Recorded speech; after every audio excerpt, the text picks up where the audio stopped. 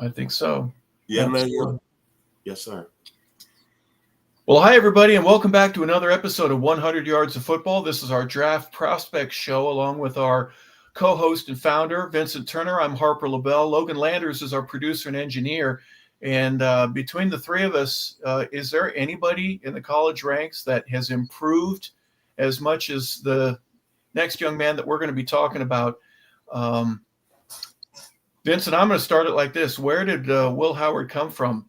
I mean, here he is on a great team. He has a fantastic season, and he's gone from, well, yeah, he's another one of those quarterbacks to where I would imagine there's a lot of general managers going out there and they're saying, I think we could play with him. I think he would be a great fit. He's 6'4", he's 235 pounds, and he just won the national championship. What a skyrocket in terms of leveraging himself and being in the right place at the right time. I'm going to be honest. I was a little bit skeptical before the playoffs started with this young man because I had saw him play a lot of football at Kansas State.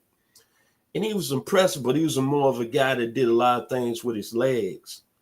There's a song a group put out in the mid-'70s that was very, very good, and I think about Will Howard. The name of the song was Money, Money, Money by the OJs. Will Howard, doing this great run and winning the national championship with Ohio State, it's made a lot of money, Mr. Harper LaBelle. I saw some yesterday where he might be the fourth quarterback taken. And it's a possibility if he performs in the workouts, he could be the third quarterback taken after Shedeur Sanders and Cam Ward.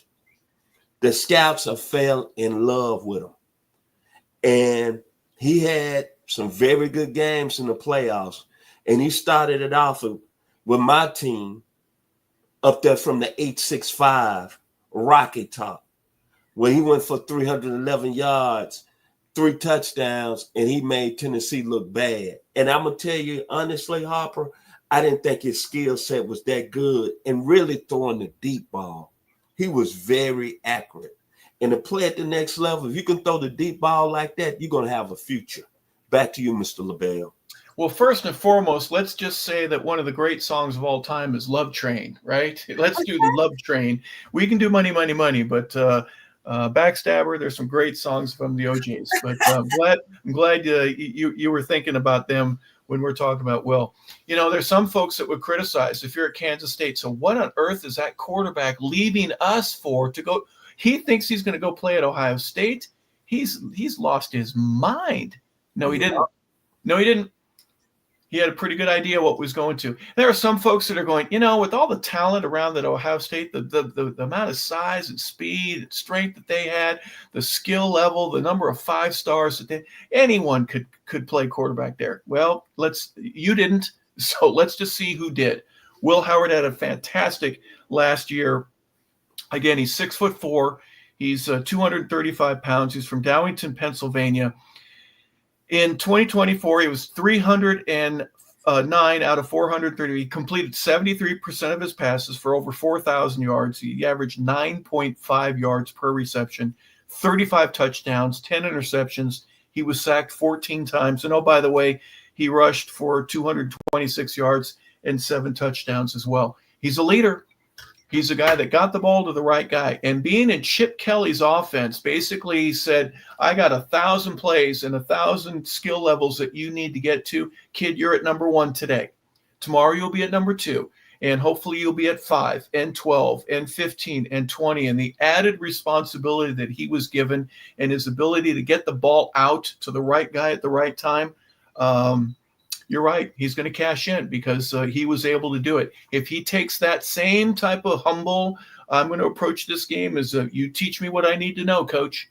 You tell me what I need to know, offensive coordinator, quarterback coach, head coach, and I'm going to take this team to where it needs to be. He may not be a first rounder, but as you mentioned, Vincent, it's very easy to see he's moved up in terms of the rankings as quickly and as fast as anybody would expect a young man like this to do. Right ball, right place, right time, easy to catch, can throw lasers as well. His deep ball accuracy, as you mentioned, it's off the chart. What am I missing? What I liked about him, and I saw him in the playoffs, he was very accurate with the football. Mobility was off the charts. Yep. A guy that can make plays. I call it the pocket collapser. When your pocket stops collapsing, what can you do as a quarterback? He can make plays with his feet. Done that very well. Puts me in the mind of a Rich Gannon, a Neil Lomax. Plays like another Kansas State guy who played in the 70s, Steve Grogan, who led the Patriots to playoffs on several occasions. But the most important thing that I loved about him, you mentioned this, Harper. Sometimes you can go in a situation, can you play with big-time talent? Can you play on the big-time stage? He was flawless. One game that really told me that his money was going to go up against Oregon. Them first 2 quarters, go back and look at it on YouTube. 17-26 in that game, 319 yards, 3 touchdowns. But him and Mr. Jeremiah Smith were making string music. They were really doing their thing that day on the field in the Rose Bowl. And Harper, I'm gonna tell you this, you don't know this, but there's rumors that he could go up in the first round, and there's a certain team that's in love with him right now. They just don't know if they're going to move up and take him. Tom Brady is liking on him a little bit. He's thinking about Will Howard and Brock Bowers. They're working together. Back to you, Hawk. Yeah, he'd be a great fit anywhere he goes. Maybe a second rounder or a first. You move up to get him in the first, knowing he may not be there. That's going to be the $64,000 question for this young man. Let's take a look at some of the things that he does well and some of the weaknesses. Obviously, as I mentioned, evolving and being given more responsibility and being able to do so with everybody else on the team noticing. And you get more plays, you get deeper routes, you get other extended responsibilities that are added on to you in terms of your discipline. And he took it all in stride. He is a guy that still looks down the field when pressure is coming. So he'll move his shoulder, he'll do whatever, get his feet moving in a position to where he still can throw the ball and get it downfield. That's one of the pluses that he brings. So he's a powerful runner as well. When he did want to carry the ball up the field, he would bounce off a linebacker and be able to get an extra yard or two. He's not a deep threat in terms of his running. Let's stop that right now. But at least he can get you out of a jam and keep the sticks moving. That's one of the things that he brings here. His arm velocity is amazing. Deep ball accuracy is very good. Are there some things that he needs to tweak and get better? Yeah. Throwing mechanics, he can work on that, obviously. You mentioned Brady. He went to Tom House, who is the quarterback whisperer. Someone like that would help him with some of his arm positioning, his angles, his ability to be able to tweak and do little things a little bit differently and adjust accordingly. Yeah, that's probably something after he gets his first paycheck that he'll probably be investing in. Sometimes he gets out of rhythm. He'll hold on to the ball a little bit too long. People criticize him for that. He'll throw into double or triple coverage, but when you had the athletes that he had at Ohio State, you can get away with that. You may not be able to at the NFL on the same level. So there'll be some things that he needs to work on there. He throws into coverage sometimes when he shouldn't. And the 10 interceptions that he had speak to that. But you know what? He also he takes a chance. And the 35 touchdowns, not every single one of those was an easy toss. So he has the ability to trust his arm and use it to his advantage. Those are some of the things that I think that he brings to the table that keep moving him up. Vincent, give me some final thoughts about Will Howard. Hey, I always judge a player as he plays on the big stage.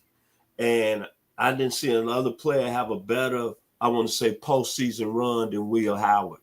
He was very good, and that's why he played a lot in Ohio State, winning the national championship at that position. I like the young man. I like his story. And over the last month, he's went from, okay, maybe the quarterback from the Ohio State, but now he's talked about the young man from the Ohio State that might go in the first round and go real high. Like the young man, like the player, had an outstanding run. Kudos to you, Mr. Will Howard. Keep working, baby, because the future is bright for you. Back to you, Mr. LaBelle. Yeah, you've got Shador and Cam Ward, obviously, are the guys that everybody's talking about. Curtis Rourke, even Riley Leonard, Drew Aller, um, Seth Hennigan, other quarterbacks that are all in that bunch together of the next best.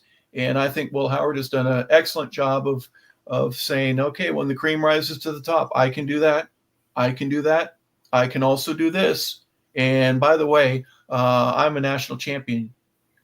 How Yeah. about that? You like them apples? Little things like that that add into it. So obviously, he'll be heavily looked at as a possible guy that may not be a starter on day one, but definitely you'd want to have him on your roster. So Will Howard is our top prospect here today that we're going to be talking about on 100 Yards of Football. We are so grateful that you were a part of the show. So on behalf of Logan Landers and for Vincent Turner, I'm Harper LaBelle. Thank you for tuning in to 100 Yards of Football. Have a great day, everybody. Thank you for watching.